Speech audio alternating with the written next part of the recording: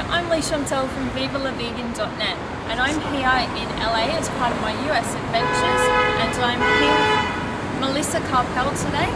Hi Melissa. Hello. And I've just seen a viewing for a show that Melissa was on called 30 Days. It's a series that Morgan Spurlock hosted. He did, yeah. And he created it. He created it, yeah. And you actually, your family, you've got 5 people in your family? I have 2 sisters who are 26. They're twins, and my parents, and all of us are vegans. And we hosted a hunter for 30 days, literally 30 days in our house. And he had to eat vegan. He had to go to protests with me. I, at the time, was working for PETA, People for the Ethical Treatment of Animals. And he had to dress up in a chicken suit. He had to come with me to paint some ladies to look all sexy for a protest against fur. Some naked ladies. Naked ladies. He likes that bit. We were trying to show the funner side of going vegan. I think the whole point of what I went into it with was I really just wanted to show him how normal a vegan could be, and how you can live your life in society, interacting with people, and still be vegan, still be ethical, and still fight for animal rights, which is, you know, all something that my family does. He was a little reluctant at first. He expected us to be tattooed, hippie, long hair, pale, skinny, you know, and I do have a few tattoos, vegan tattoos, animal rights tattoos, but not any of the other stuff. So I think we were a pretty good representation of a normal family. And he was a great sport, and I really think the episode was a great way to showcase to people that you can't really discount somebody on the outside. He came in really reluctant. He loved his meat. He really thought animals were put on this planet to serve us, and that he thought there was, he thought they were dogs that he had at home, and then he thought they were food animals. And as you know, people can see on the episode themselves, he really transitioned to understand that animals are here on their own accord. That was great, like, to see how he came with his, you know, quite a strong view. Like, he was very open to being involved, obviously, but he was like, I'm not going to change, I'm not going to change. And then at the end, he was very open to a lot of stuff. And it was amazing. It was very beautiful. It's a good episode. Yeah, I think people can see it. I don't know internationally, but people can look up we did have the first series that was on our free-to-air TV in Australia. I'm sure you'll be able to find it online. Yeah, you just Google it. Hulu, H-U-L-U. I don't know if that's internationally works, but just Google it. What was the episode?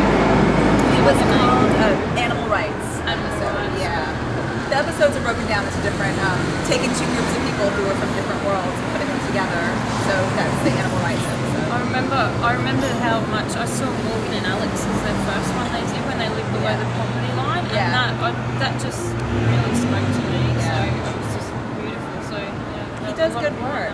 Yeah, definitely. And I think the animal rights episode kind of held a special place because of the fact that Alex is vegan. Yeah, she's a vegan chef, his wife. So. I love Alex, she's great. She's cool. Have you met her? No, I'm looking forward to in Portland. When I go to Portland, we're catching up, so that'd be great. Oh, great. Well, yeah, tell her that you saw the episode recently. Yeah, I will. Definitely. And you've worked with PETA in the past? What did you do with them? I was a campaigner for PETA. For 2 years, I traveled around the country doing media, leading protests, and from all different aspects. You know, I do fur, anti-fur, anti-circus, pro-vegan, pro-animal birth control, like spaying and neutering and adopting rather than buying dogs and cats. And so it really gave me a really interesting perspective, because it wasn't like I was just in Los Angeles or New York, 2 very liberal places. It wasn't like I was, you know, standing on the street corners in those cities. I was in really different small towns all over the United States, and really all over the world. I went to Spain to protest the running of the bulls. And so that would have been an amazing experience for you. It was pretty incredible, and it really gives you perspective to see that, you know, people at first are very reluctant, and it's because they're defensive, and so you can't go at somebody and immediately attack their position, because people will immediately shut up and they will get defensive and they won't listen to a word you're saying. So if you can find some sort of common ground and come at it with a way that you want to improve their lives and that it's easy and it's accessible, people are a lot more open to it. So I think at first it was hard, because when you first learn about what's happening to animals in the world, you get very angry, and so you tend to be like, you need to do this, Yeah. and you get very, you know, you get very worked up. And if you put that on somebody, they're going to shut up. They're just going to shut down. So it's really you have to you know, be a little more. You have to check yourself first and be a little calm.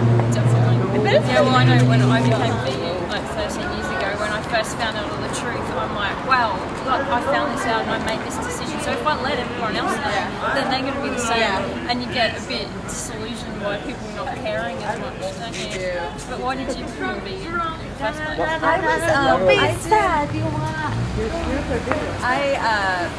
About 5 years ago, I went to intern at a chimpanzee human communication institute, which kind of serves as a sanctuary for chimpanzees who are used in research. And so I was there watching these chimpanzees learn. They speak sign language, and so they can tell you what they want for lunch. And it's this amazing insight into these animals. And so I saw them and what emotional capacities they have. And at the same time, I picked up a book in their library, which was on egg factory farming. And so the combination of really seeing what animals' emotional capacity is, knowing what I knew from growing up with dogs and cats and what emotional bonds you would have with them, and then reading about how we treat chickens specifically for eggs, for egg production, it all clicked for me. And I went vegan in a day. And I got home and I talked to my family and I showed them meat from the PETA video, which is an expose in the slaughterhouse. And from then that was it. I never went back. Yeah, that's great. My sister and her boyfriend just become vegetarian. She had been vegan. Yeah, so it's a very great movie. There's an updated one with some new footage. It's called Glass Walls, and it's narrated by Paul McCartney, exactly, and it's on PETA's website, and it's more updated footage and some new stuff that people haven't seen before. And what's the PETA website for people to check out? Sure, people can go on to PETA.org, it's PETA.org, or a really great link to pass on to people. I have on my bumper sticker on my car, it says meat.org. And meat.org, if you type in meat.org, it takes you directly to the Glass Walls video. It just starts it automatically. So if you give someone that website and they're kind of like, why are you giving me a meat.org website? And just out of curiosity, the video starts instantly, and they're just kind of trapped in and watching it, and it's a really great way to get the message out there. Yeah, definitely. Yeah. Thank you so much for taking the time to speak to us today, Melissa. And have a look at vivalavegan.net for some more interviews.